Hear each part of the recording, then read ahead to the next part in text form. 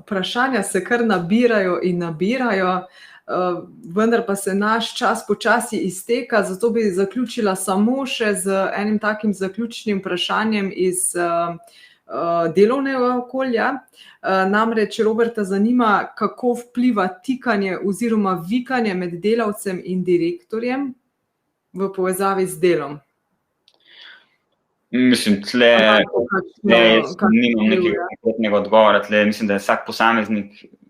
jaz ponovadi recimo, če bi mene vprašal, jaz vprašam ljudi, če jih bolj podpira, da jih tikam ali pa vikam,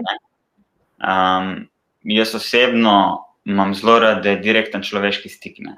tako kot sem pravil, meni je tle zelo dragocena to, da se, tako sem povedal,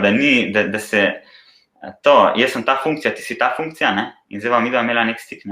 ali pa če nekdo hoče, ki je kao na višjem položaju, da ga jaz vikam, kao povzdigujem gor,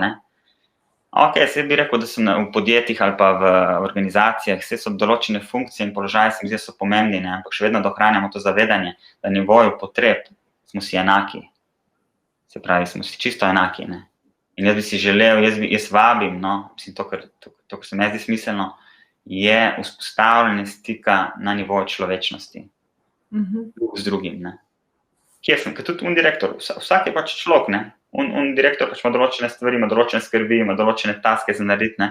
ima familijo doma verjetno, ima cel kup enih challenge v življenju, enako uslužbenc, Bog, kaj se mu vse dogaja, In koliko lažje je, če sta v bistvu oba slišana s tem,